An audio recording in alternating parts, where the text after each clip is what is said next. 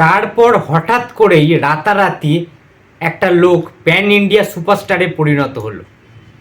Hello friends, আমি অর্পণ। তো আজ ভিডিওটা খুব ইন্টারেস্টিং একটা ভিডিও হতে চলেছে, তাকে ভিডিওটা স্কিপ না করে প্রথম থেকে শেষ অবধি দেখতে থাকো বন্ধুরা। তো আমি যদি কোনো সুপারস্টারের কোনো প্রপার ইনফরমেশান না পাই, আমি সেটা নিয়ে ভিডিও বানাই না। তো একটা নর্মালি একটা কথা বলছি, সত্যি কথা, যে জিদ্দার বিষয়ে খুব একটা বেশি কিছু তথ্য, খুব একটা বেশি কিছু ইনফরমেশান কিন্তু আমার কাছে অ্যাকচুয়ালি আসে না।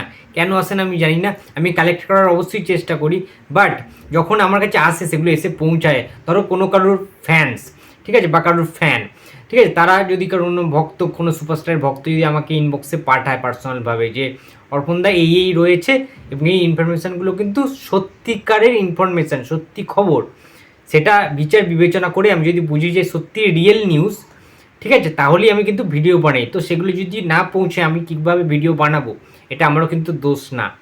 তো ঘটনাচক্রে একটা জিদ্দার ফ্যান আমাকে একটা ক্লিপ পাঠিয়েছে ভিডিও, যে অর্পণদা তুমি এটা নিয়ে ভিডিও বানাতে পারো। তো জিদ্দা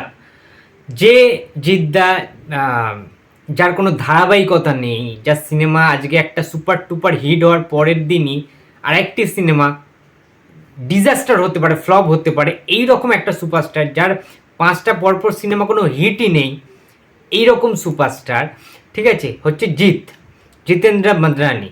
তো 2023 সালে আমরা সবাই জানি যে আমাদের চেঙ্গিস সিনেমাটা যেটা এসেছিল, প্যান ইন্ডিয়া রিলিজ দিয়েছিল। হ্যাঁ, আগে যে প্যান ইন্ডিয়া সিনেমা হয়নি সেটা না, টলিউডে আগেও প্যান ইন্ডিয়া সিনেমা রিলিজ হয়েছে, যেমন চোখের বালির মতো সিনেমা হয়েছে, আরও অনেক সিনেমা রয়েছে।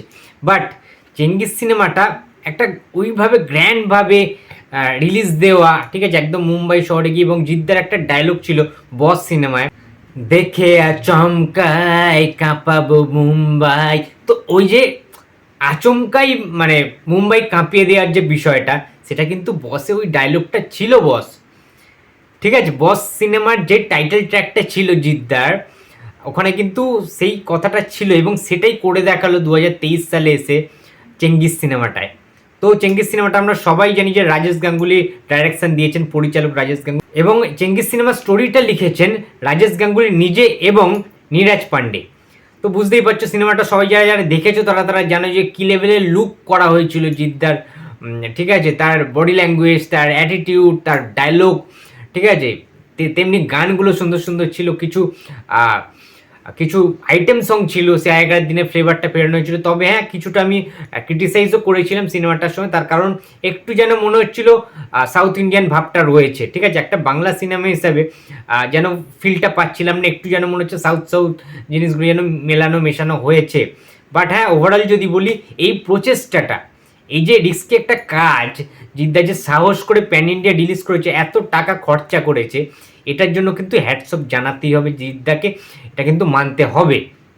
জিদ্দার বিপরীতে আমরা সুস্মিতা চ্যাটার্জিকে দেখতে পেয়েছিলাম, এবং শতাব ফিগার ছিলেন, রোহিত রয় ছিলেন, ঠিক আছে, টোটাল অ্যাকশন পাওয়ার প্যাকড একটা সিনেমা ছিল। কিন্তু চেঙ্গিস দারুণ সাকসেসফুল হয়েছিল, এবং যেটা খবর পেয়েছি আমি, বিদেশেও নাকি, অর্থাৎ বিদেশে বলতে কি, মানে অন্যান্য ভিন রাজ্যে, অর্থাৎ মুম্বাই, ঠিক আছে, অন্যান্য পুনেতে নাকি ভালো বিজনেস করেছিল, এবং এটা নাকি সত্য ঘটনা।